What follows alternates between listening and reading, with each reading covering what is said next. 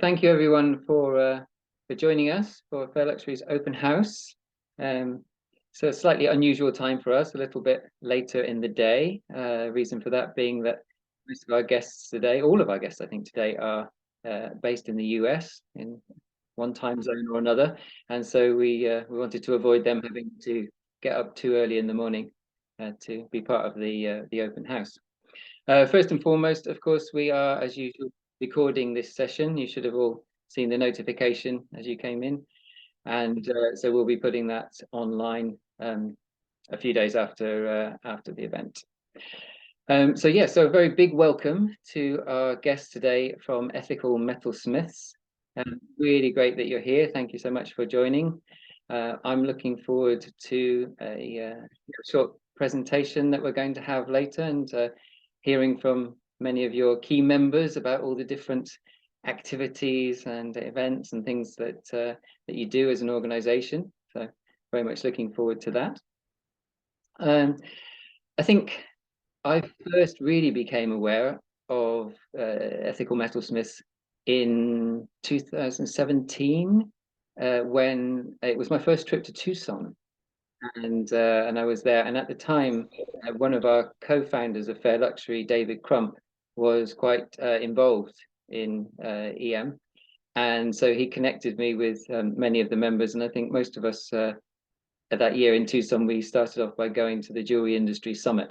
So it was a really great place to actually get to know, some of the people there and just learn a little bit more about EM.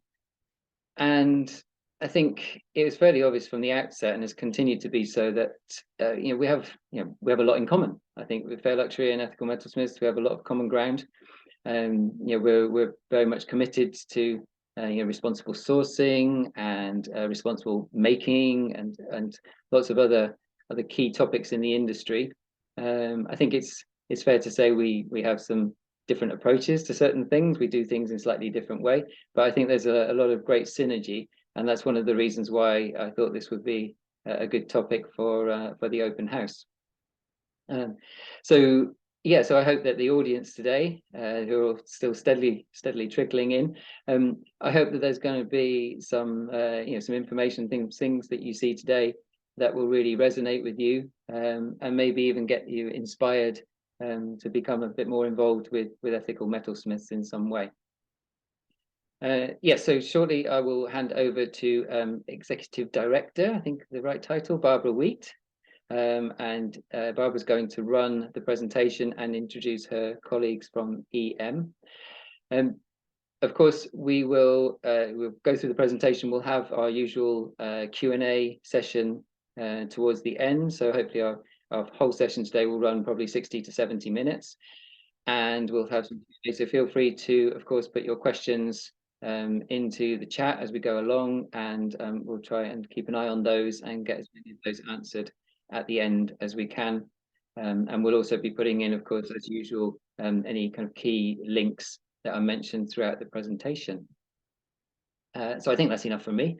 So now I will hand over to Barbara to do the technical stuff and share the screen. We can start with the presentation. Over to you, Barbara.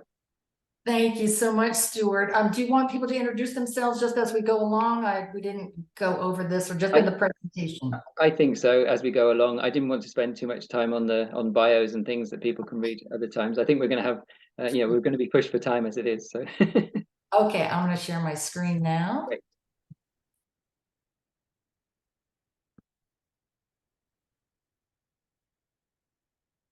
Okay, well, thank you so much for having us, and this was a great idea for all of us to get together. We definitely appreciate the opportunity to meet with all of you today. So I will get right into the slides. I can move this. So yes, as Stuart mentioned, I'm the Executive Director, and Stuart, actually that might have been where I met you at the Jewelry Industry Summit in Tucson, because I was one of the organizers at the time. So good that we can all circle back and still cooperate with one another.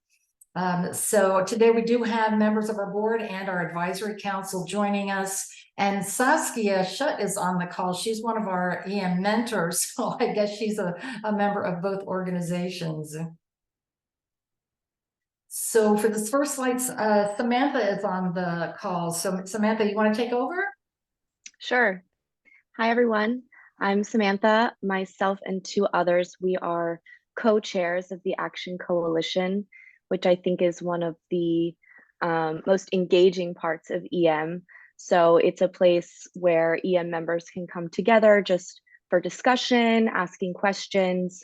We have other areas for that online, like our app called Circle, where people can make posts, and of course, our Instagram, and anyone can email EM, but it's really nice to come together in a place where you can see each other, and just kind of like have this open format where you can ask questions, you can bring an idea, an initiative, or you can even just kind of sit and listen and see what other people are discussing, which is especially great for people who are maybe newer to the industry, maybe trying to figure out what the big topics are, but don't have as much experience and might feel a little bit nervous.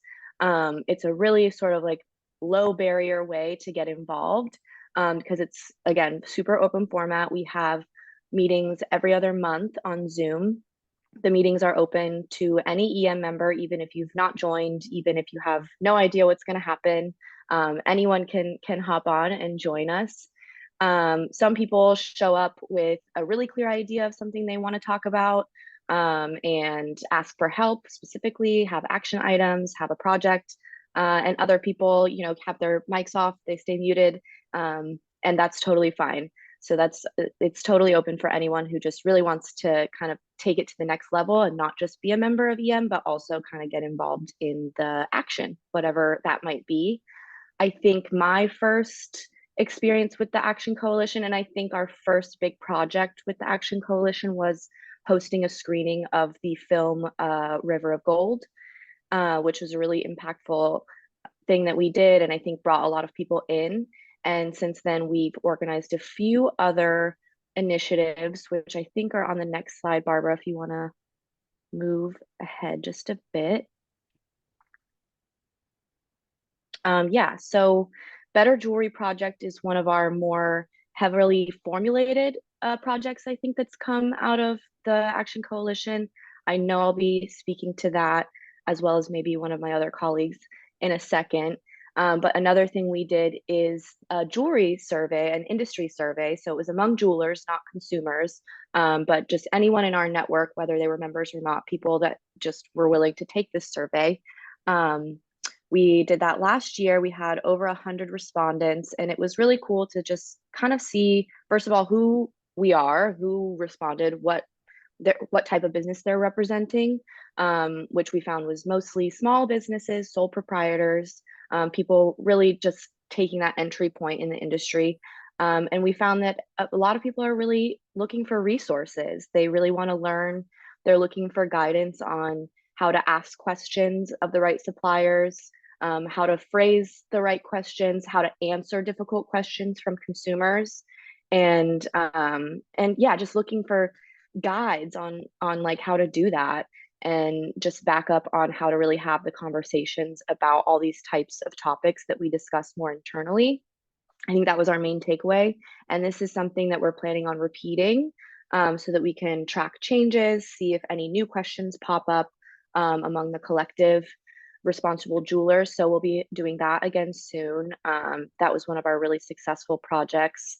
And the other two that you see listed here are more examples of things that are kind of constantly brought up among our Action Coalition members. It's things we really want to dig into, things that people are interested in, topics that occur at different industry events and things, that people want a little bit more information on, but we're waiting on someone, or a more formulated project to kind of come out of them.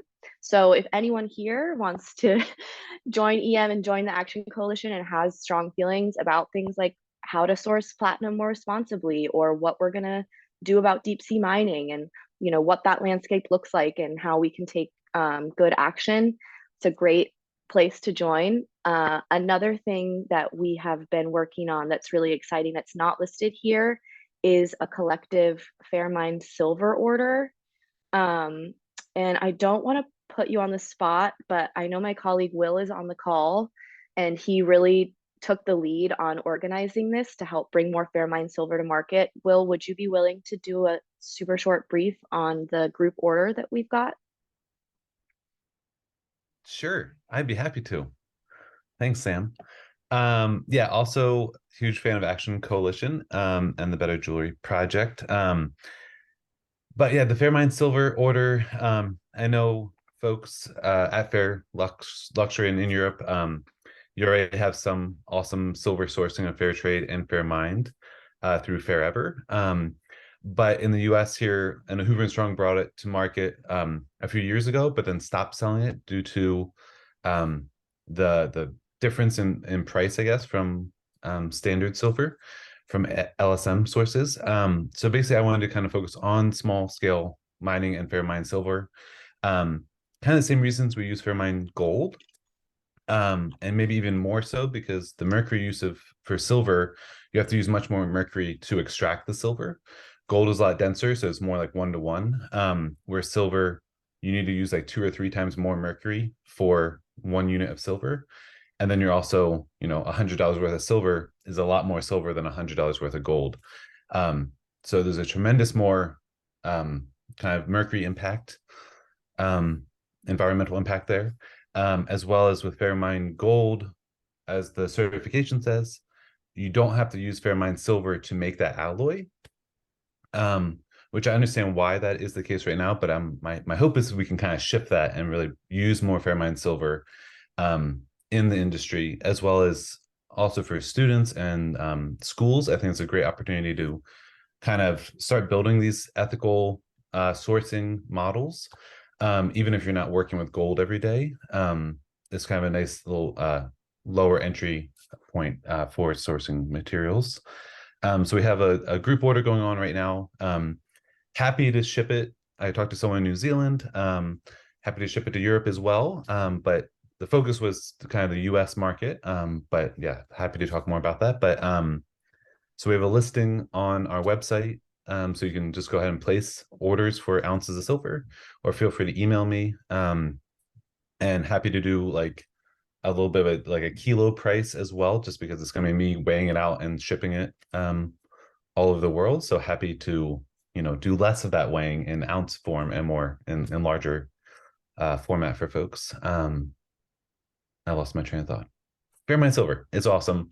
I recently had the opportunity to go to Colombia and talk with the miners, and that was amazing and eye-opening.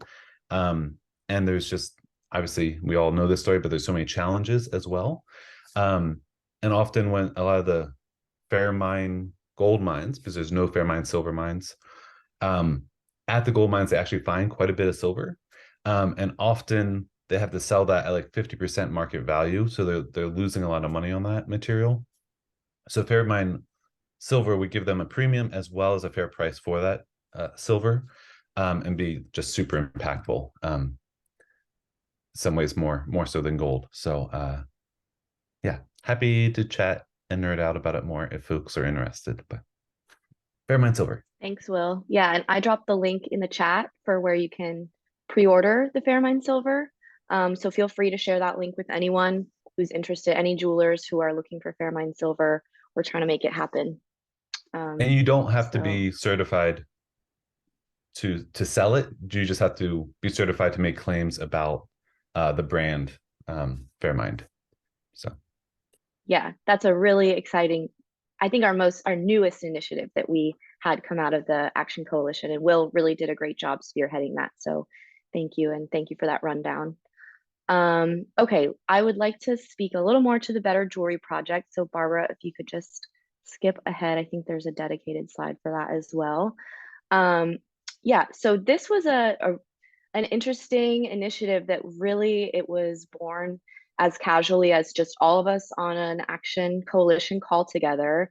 I think it really was spurred by the survey that showed all of us that we kind of have a common need for consumer-facing education materials. And so one of the meetings, someone said, does anyone want to really work together on creating something and making this a reality? And a few of us said yes. And so we began hosting meetings to actually, like working meetings, to collectively write a guide for consumers on how to buy jewelry that reflects their values.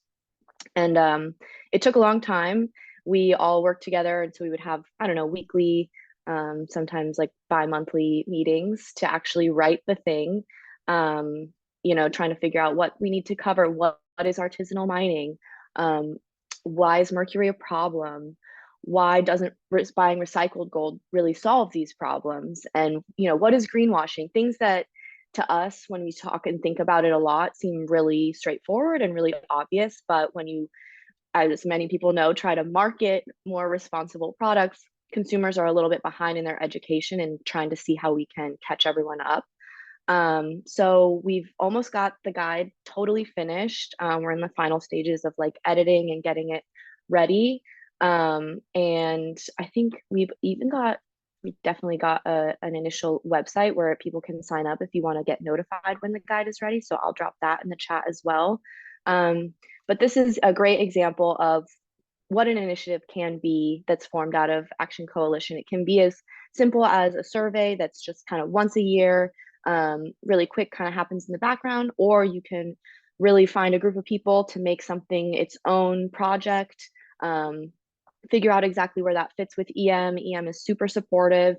It's all a common goal, and we're really excited to kind of really finalize that, hear from others in the industry about what they think about it, whether it's really helpful, keep iterating on it. This particular version really focuses on gold, and particularly about kind of detangling the recycled gold versus newly mined gold issue, which, as we all know, is super nuanced. But we also hope to eventually have other guides about diamonds, about things like platinum, about things like deep sea mining that we all talk about more internally, but the consumer seems to be a little bit left out on.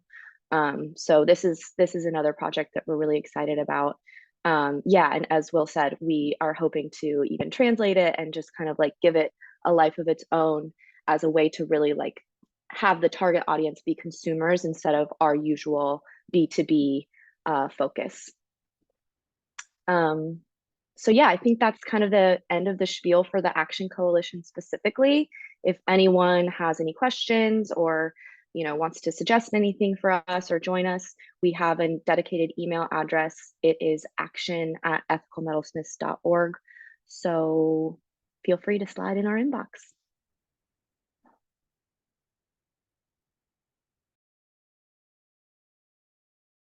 Hi, I'll take it from here. I'm Lucy Derrickson. I am Ethical Metalsmiths Education Director. And this would be our education committee group. So much of what EM does is about education. And so, our committee is really focused on the sort of academic world of education, right? Because like the education is such a large topic. So our committee specifically is centered on what's going on in the academic world of metalsmithing and responsible sourcing and whatnot. We've got an amazing group. This committee has been so fantastic to work with. But let's move over to the next slide, Barbara. So these are some of the projects. We have a number of projects, but I'd say these are the four kind of largest ones that we've done. Maybe some of you have heard of Radical Jewelry Makeover, which is definitely like one of the shining stars, I would say, of our organization. It's the longest running project that we've had. I believe it's on its 16th year right now. Started soon after the organization started. And Radical Jewelry Makeover is a community mining project that revolves around, it sort of travels from organization or from institution to institution or community to community. And it first asks the local community to donate their unwanted or broken jewelry to the project. So encouraging people to think about what's in their jewelry boxes already and how we can get some of that stuff back into the supply chain. And it really has created its own sort of RJM economy, right? Where certain things are valued. Costume jewelry, we get lots of costume jewelry donated, but that stuff also is more likely to break when we even when we reuse it. And then there's lots of fine materials too, gold, silver, stones, and things like that get donated. And sometimes we get these amazing stories too with the donations about particular pieces of jewelry that were, had a story along with it, and we can kind of showcase that in how it then gets repurposed. So once we have these big collections, the jewelry is then sorted. We look at it all, we sort of value it all. We put it into these sort of like random categories of like animal pieces or like wood beads. We kind of divide it all out so it's easy to grab what you might want to use. We'll have a big launch party where we might have guest speakers, have students again looking through all of the materials. And then we get into the working part of it, where students have these materials now to work with students and professionals, right? So it's not just about the institution, but also about like bringing in professional jewelers and metalsmiths from the community to participate, get into the school environment too. So everybody's kind of learning from one another, right? It gives students this opportunity to maybe work with gold at a time where they most likely wouldn't be affording, to buy that kind of material. So all of that is all very, very amazing opportunities for the participants. So they use all these donations, they melt things down, they repurpose it, they make new collections of jewelry, and then that is showcased in a final exhibition where work is generally available for sale. If you donated material, you might get a discount on buying a new piece. Sometimes you identify, parts of the jewelry that you donated, and you're like, oh my gosh, that's that thing that I donated, which can be really fun. To maybe get that piece back, in a way. So it's an amazing program. So again, it travels. It's a lengthy project. There's been installments of it that have been kind of shorter and rapid fire, but for the most part, it tends to be like a month and a half or so long part of your school's curriculum, right? You kind of adopt it into your class for the semester. But there's variations on how it's worked. And there's also other aspects of the program that have developed, like the RJM Artist Project, where we ask people who have already participated in an RJM installment to continue using some of the materials we still have available from all of these donations and dive in a little bit deeper and make a whole series of work. So that's our RGM Artist Project. And then right now we're actually working on we're right in the throes of the re-jewelry competition, which is the first time we've done sort of like a competition style aspect of RJM, where we had people sort of apply and then like with proposals of what they might do with some recycled jewelry, and a way to kind of get it out into more community outside of just the school environment. So a lot happening with RJM, and I encourage you to check out that website. Some of the other things that we're up to, International State of Practice is a new webinar series. We've had 2 installments of it so far. Our first one, and these are all recorded, so you can go to our website and see the recordings of these if you want to watch them. I tend to I'm an educator myself, so I use them often in my classes and as assignments for students. They have to, then we have a discussion and everything about it. But the first one installment was really focused on students and new professionals. What are some of the strategies that you might employ at that stage of your career? You're still a student, maybe you're working within an environment that you don't necessarily have a lot of control over because you're in a studio that's run by a different person, or you just entered, you just finished school and you don't have a lot of stuff going on yet. You don't have a huge collection of tools and supplies. So how do you kind of get started? Was what that first one was about. And we really focus our webinars on the international community too, because we also understand that there's differences across the globe about how you might approach certain things or what sourcing might be in your particular area. So we try to get voices from all over the place when we have these.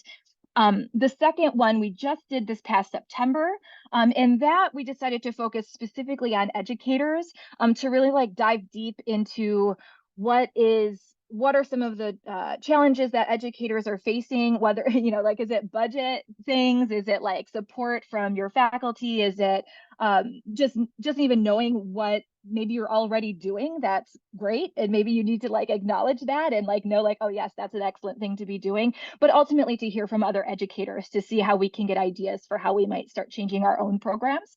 And so this first educator focused one that just happened our goal is to kind of tease out what are some of the things that were kind of lightly talked about. And in our next installments, we want to sort of dive deeper into specific topics, like what types of chemicals are you using in your studio? Maybe we'll talk to like an industrial hygienist to talk about like, what do we need to make sure we're protecting ourselves from and our students from, things like that.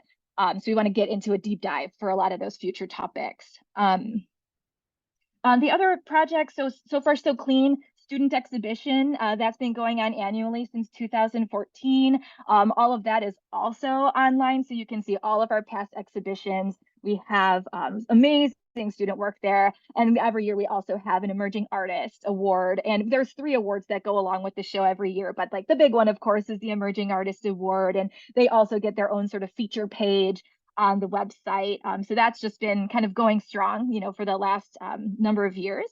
And then the last project I'll mention is called the Critical Smiths Research Series.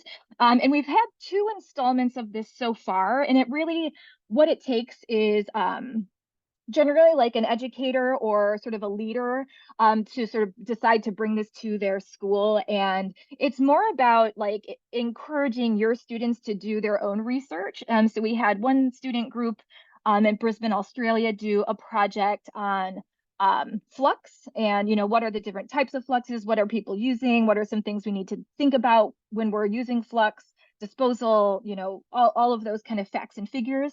Which was really great. And then we had another, actually just a single student take on a research project all of their own that was about pickle. And so all of that is also on our website under the Critical Smiths Research Series. And so we're certainly looking for, you know, other educators or folks that might have a group that they could you know, dive into a topic and let us feature them and feature their work and give them a place to showcase what they're figuring out and empower those students, you know, in a way. So, I mean, I could go on and on about all sorts of stuff, but I feel like that's like the 4 big ones that we work on. So yeah, I'll be interested in taking questions at the end about anything you might want to know more about.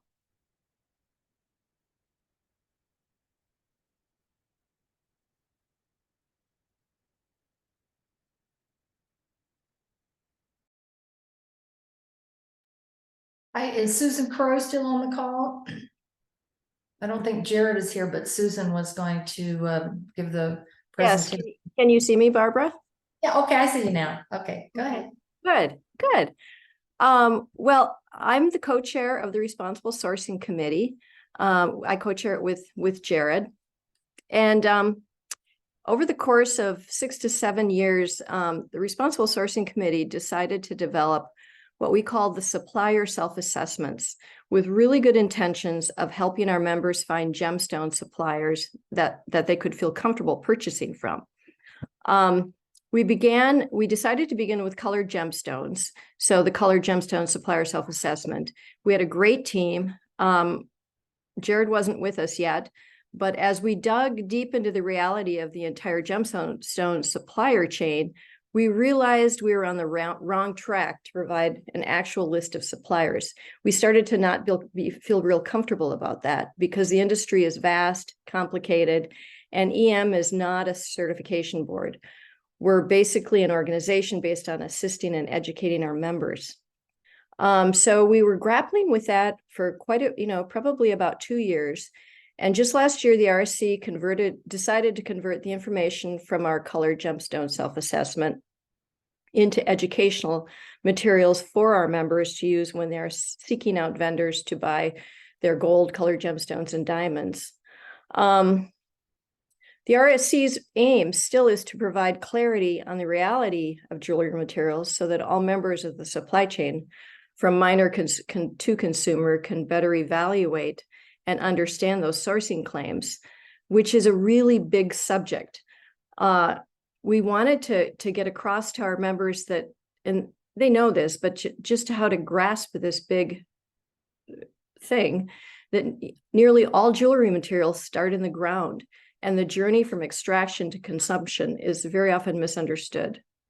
So we took all of our information from the colored gemstone supplier self-assessment, and we adapted a gemstone supplier conversation guide to help purchasers engage in meaning conversations with suppliers. This is an open source download on Ethical Metalsmiths website. We decided to make it an open source because we feel it's really important for this information to be out there. It's also built in a way that it can be used for retailers. It can be used for by consumers. It can be used for people wanting to buy gemstones, diamonds, or gold, metal. Sorry, my brain kind of ended right there. Anyway, with this knowledge, people purchasing gemstones and jewelry will be better informed about material impacts and ideally continue to promote solidarity with global mining communities to create change for good. And that's really a big subject there also, because we feel very strongly that we need to have solidarity with the global mining communities. So how are we going to do this? Our goal was to be able to give our members for Tucson, that's where we decided to focus on, that they could have an information sheet and go up to suppliers and very friendly, very openly start a conversation about gemstones. So basically, the questions in the guide are intended to begin or continue a dialogue with the supplier. And we honed it down. We really thought it was important to just hone it down. So we've honed it down to 4 basic questions.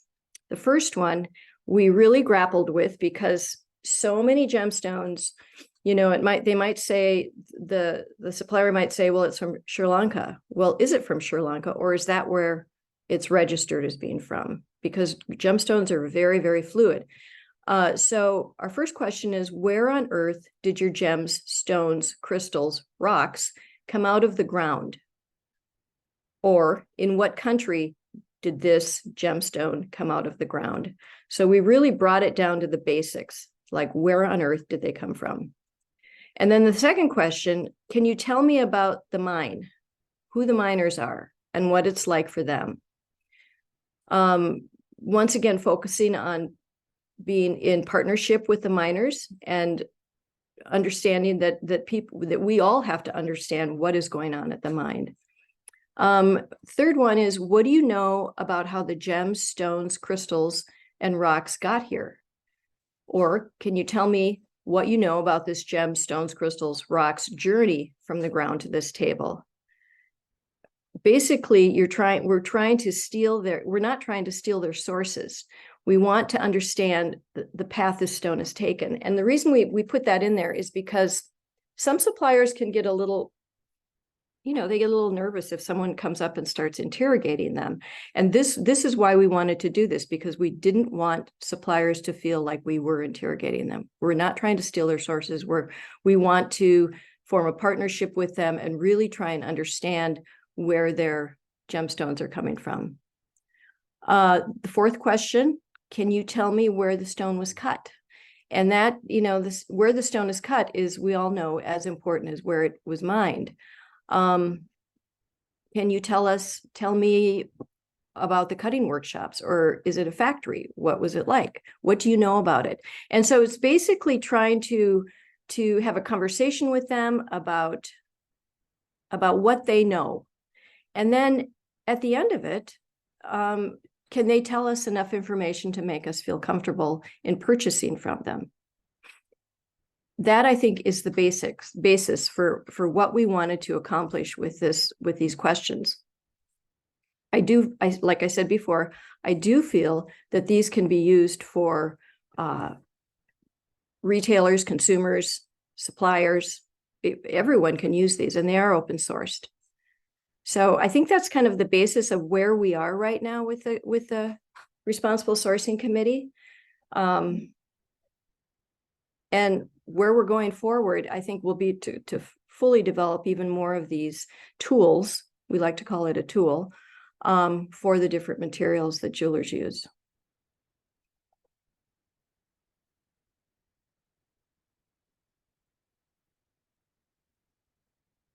Does anyone have any questions?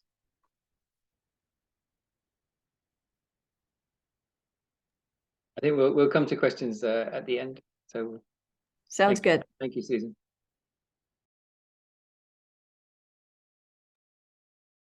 Yes, thank you so much for all the presenters and for everyone being here. This is the last slide for the presentation itself, so I will stop sharing my screen, but just wanted to let you know that we do have a link if you want to sign up for our publication. It's the source. You can see the different topics for the sections that are included, and many of the writers of the source are here on the call. So I'll stop sharing and we can get that link shared in the chat. There we go. Good to see everybody.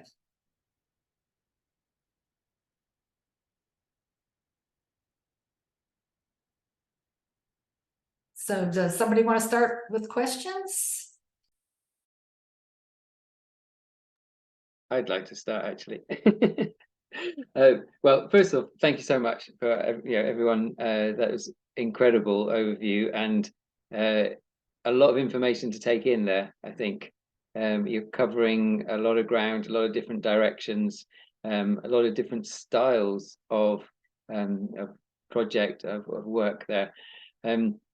But I would like to draw it back to one of the fundamental points of the organization, is that, of course, you are a membership organization. So I think we touched on that a little bit, but maybe I'm happy for someone to maybe just talk a little bit about the scale of the organization, the members you have, maybe the geographical distribution, so where the members are located, and also just how people become members, a little bit about that, maybe just the mechanics of that. That would be a great place to start. I might just start, maybe Barbara can follow up, or Monica. I'm Christina Amal. I'm the current president of the board of Ethical Metalsmiths, and any of my colleagues at EM, please jump in after. Barbara, our executive director, Monica's our recent past president. We have a bunch of board members and advisory members here, but one thing I'd like to say is, besides our mission statement, our vision statement is that we envision a jewelry industry where a beautiful product does not bear a human or environmental toll. And I say that because we know we have an impact, obviously, but can we mitigate that impact? And at least, as Susan said a few times, I love that, like feeling in partnership and actually acting in partnership with people all along the supply chain. But one thing to answer your question, Stuart, is that you don't have to be a metalsmith to be a member of Ethical Metalsmiths. And even the word ethical, we understand it's aspirational. We're not claiming or pretending that we somehow have co-opted the word ethical and therefore are guardians of a word or a concept. We're really just all trying to make a difference for the better and have a more positive impact on people and planet, and not continue this opportunistic taking to the very detriment of people who are very vulnerable around the world. So I put the membership link higher up in the chat towards the beginning of this conversation, and I can drop it in again. But we've really tried to open up to different price points as well, because we realize paying a membership fee can be a barrier to entry. So we've really, so maybe someone else on the call can speak to that, but there are different price points, whether you're a jeweler, whether you're a larger jewelry enterprise, whether we use the word patron, which sounds like a big fancy word, but really it's a more, it's a broader category. We have student memberships, and so please explore that. And then also what Samantha pointed out so helpfully is that people can join the Action Coalition without being a member and become involved in different ways. And so we're really trying to break down some of those barriers to entry. And same with Better Jewelry Project. The whole idea is to and the conversation guide with gem suppliers to making it open source is really so that not everything is closed behind a membership veil, but also we do have certain member benefits, like internal platforms that are particularly for members. And so we're trying to straddle both sides of that membership organization, but also have outreach to wider communities. So, and we invite you to join our conversation about what is ethical and how we can make this world a better place. Like we really invite conversations and ideas and leadership around that. Thanks.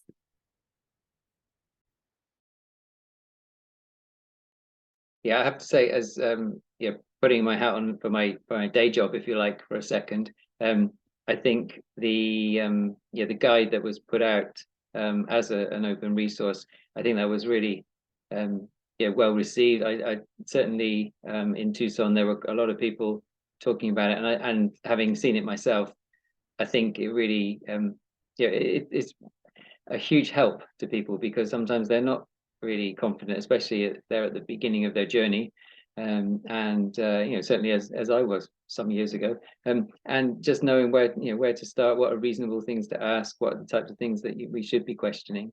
I think it's a, yeah, it's a really useful and concise guide. Um, so anyone else got any questions? Looking to the floor. Oh, Monica, please contribute. Hi, yeah. I think there's having like watched some of the either recaps or kind of participated in some of the conferences over. By the way, hello everyone. I'm Monica Stevenson.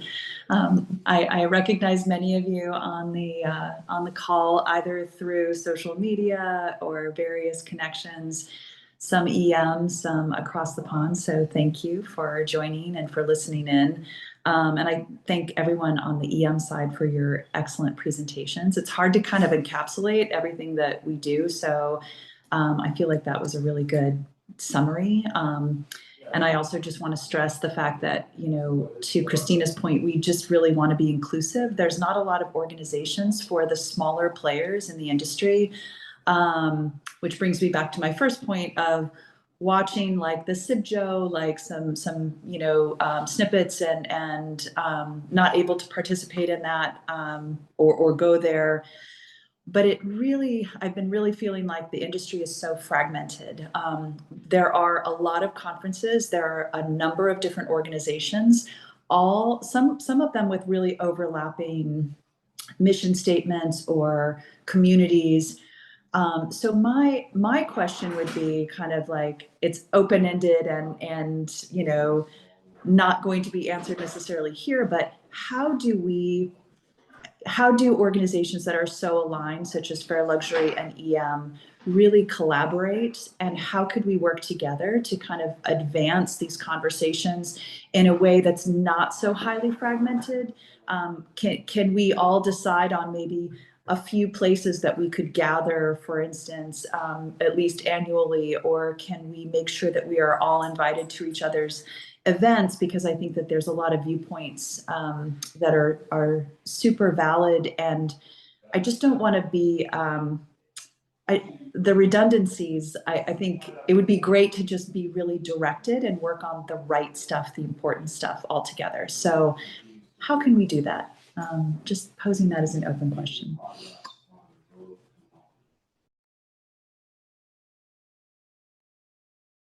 I have a related question in that you mentioned CIBJO there, and so I don't think I mentioned in the preamble that of course EM is almost 20 years in existence. Is that right? Yeah. So that's a really long time.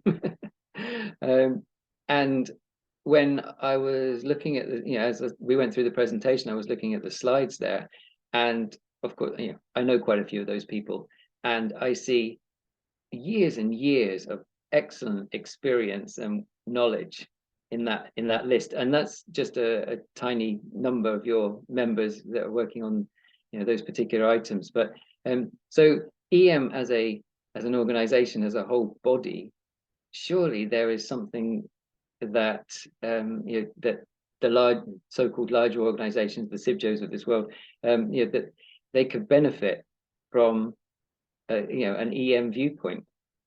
And I just wonder if there's been any attempt over the 2 decades to maybe engage at that level. I don't know if anyone, I don't know how long each of you has been within EM, but whether you know about that bit. I can answer at least a little bit of that. About, I want to say maybe 2019 or so, we were approached and asked by the Jewelry Leadership Forum to kind of join, like have a seat at the table, so to speak, of the Jewelry Leadership Forum. Is a rather it's not like a super organized, it's not its own organization, but it is like usually the executive directors and the president of the boards of most of the major jewelry organizations. A little bit US centric, but also, you know, international. RJC, for instance, when Iris was there, was a very active part of those conversations. So it really felt like it was like an acknowledgement of this is no longer a fringe movement. This is something that actually a lot of people in the industry really care about, and EM could be a bit of that voice at the table. So we have participated in those kind of level discussions, including we met really frequently. The Jewelry Leadership Forum met quite frequently during COVID, so that was a really active time, and we had a chance to kind of have a presence and ask questions and take stands on things that, frankly, there were a lot of people looking around at the table, like waiting for the first person to make that move, and EM was often really leaning into those conversations. So we have engaged at that level, but I do think it brings up a good point of we need to have a presence at, you know, major trade shows, conferences, and if there's any ideas on the Fairlux side of like where you have seen inroads or where you have seen influence, would love to know where those avenues are.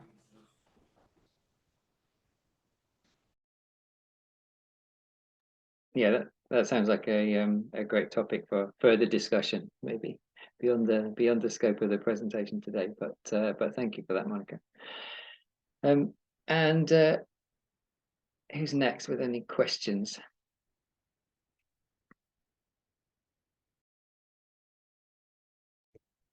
Well, I just put one in the chat because I'm really curious to hear from other people on the call if they think that our two organizations or we collectively as a group of individuals have the opportunity to empower consumers to pose these questions before they make a purchase. Because, and I think a lot of what we've talked about today is about education and information and educating consumers and one another. But I feel like collectively we've let a lot of the so-called luxury brands in our entire industry off the hook. We really haven't held anyone accountable. And so I think that we might feel accountable and really take these really important issues to mind before we make a partnership decision or before we make a purchase, and we might spend more on fair mind and traceable. But how do we bring consumers along on that journey? Do you think it's time for a worldwide campaign where we empower people to walk in and pose questions or use the chat box when they're online shopping? Do you think that's premature? I'm just really curious to hear from some other people on the call if you think these two organizations have an energy and if not, if individually you think that's a place you'd like to put some energy and some thought, or maybe this is premature and we need to educate ourselves before we can create a campaign and educate others. What do you guys think?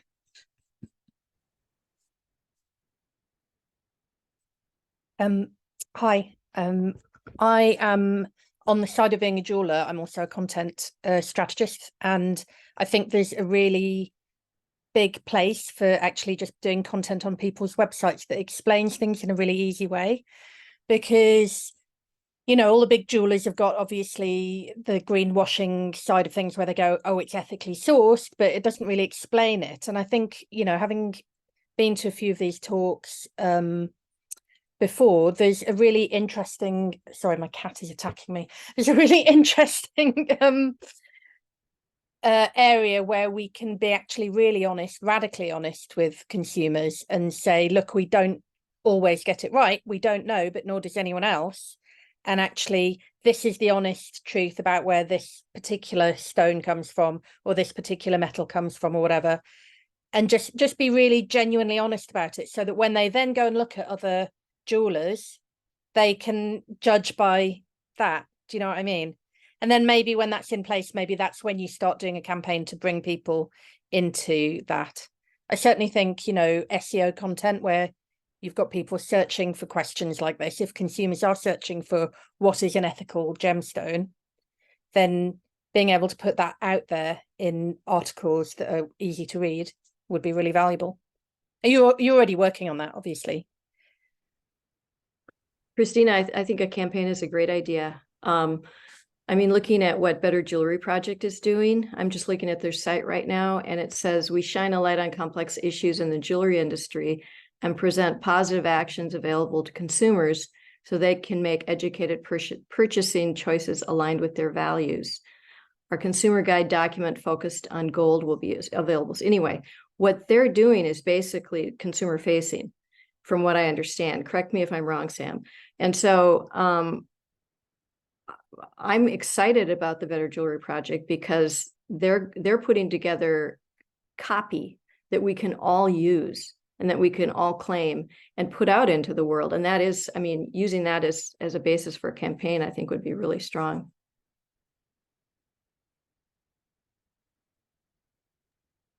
Yeah, I would agree with that. And also, I think one thing that underpins that type of activity, and I often say this to people, is that we should never doubt the fact that every small contribution and every small statement that we make and every little bit of exposure that we get makes a difference.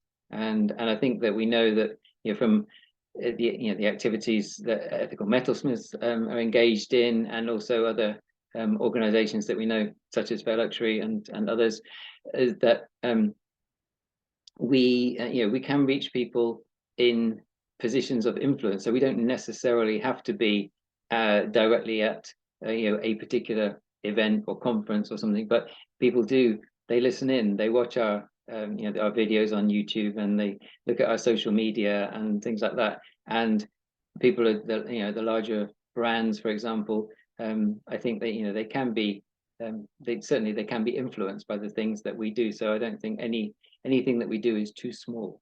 And combined, I think we have quite a significant voice. So yeah, absolutely, these projects are essential. I am conscious that we're kind of heading towards the hour. I had one other question that I wanted to put to our guests today. That is really the aspirations, I guess, of EM for the for the future. What does that look like? When we're here in another 10 or 20 years' time, looking at the achievements of EM, what types of things might we see? And that's to anyone on the team. Maybe I'll start again, and please someone else jump in. I mean, we really would like to expand our membership. We have several hundred around the world, mostly in North America, but in Europe, and some in South America, and some in Australia.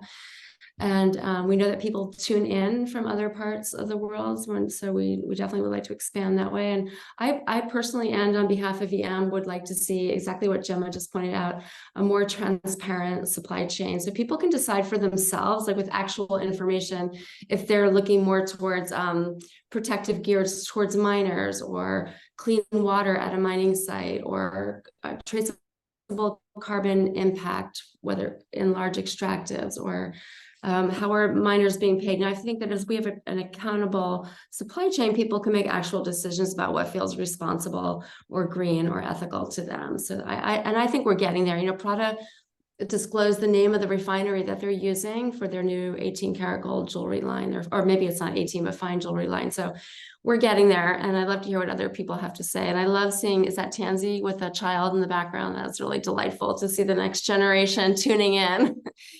But if someone else wants to jump on about vision for EM, I'd love to hear. Thank you. We've talked about doing a little bit more, trying to get involved with retailers more. So that, because retailers are the face to the consumers. And how do we engage with them? How do we help them? How do we get them into where how do we get them the information? Because I'm a jeweler. I find so many retailers that have no idea. They don't know what they've never heard of Fairmind. They don't know anything about it. And it seems like we've just been like, shouting into the wind, and where is it falling off? And I think personally, that's where it's falling off, is with the retailers. because they need the information.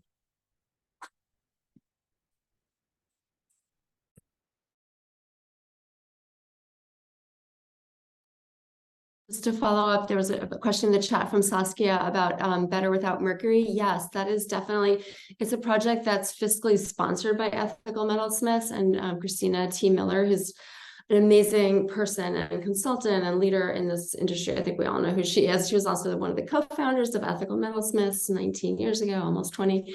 And Better Without Mercury is an amazing project, bringing just what it sounds like, gold processing without mercury. And there are a couple of other, there are some other initiatives about mercury, but this one's really efficient and lean. And maybe, I don't know, Will is waving. Will, I'm not sure if you're waving to someone or if you wanted to say something. You just caught my eye with that wave.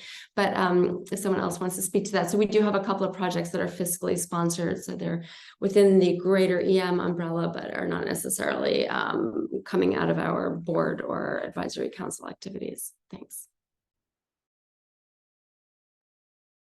I was saying bye to Monica, but did have one last thought with the kind of retailer conversation. I think that's kind of where Better Without Jewelry, the Better Jewelry project kind of came out of. Is a lot of us were looking for materials and wanting to have more resources and information about each of the different certifications and processes and initiatives. So in kind of creating that, we were trying to source and cite things very well so people could learn more about it if they had questions, and kind of have a little more academic base, I guess. But our hope is that, yeah, retailers can use that to train their staff and then also make it available for the consumer. So it's consumer facing, but also for retailers and, and all of us to use as much as we can. So.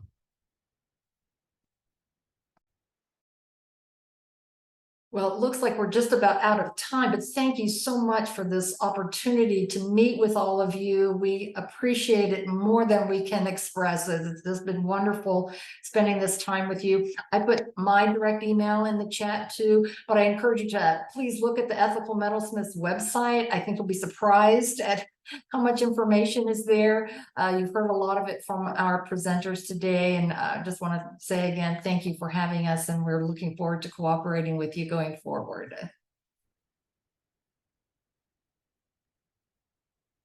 Thank you all so much. I hope we can all meet in person one day.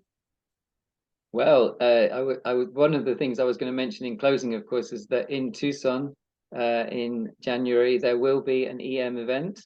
So if anyone finds themselves there, then please let me know, and I can give you all the details about that.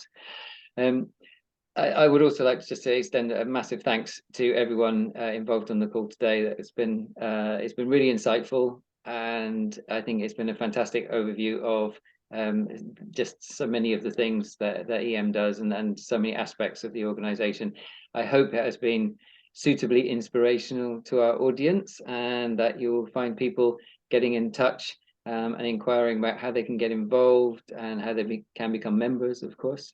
So yes, and of course, absolutely, I look forward to our future collaboration in many ways. Just in closing, I would like to mention that the next open house will be on Tuesday, 14th of November, where Fair Luxury and EM member Saskia Schutt will be speaking about her recent trip to South America and engaging with the gold miners there, something that Will was alluding to earlier. So we're really looking forward to hearing a travelogue from Saskia in the next section. So that's session, sorry. So that's Tuesday, 14th of November. Put that one in your diaries. Yes, so a final thank you to everyone, all of our guests. Thank you for the assistance from my Fair Luxury colleagues today. And also very much thank you to everyone in the audience who's attended. Hopefully see you next time. Thanks very much.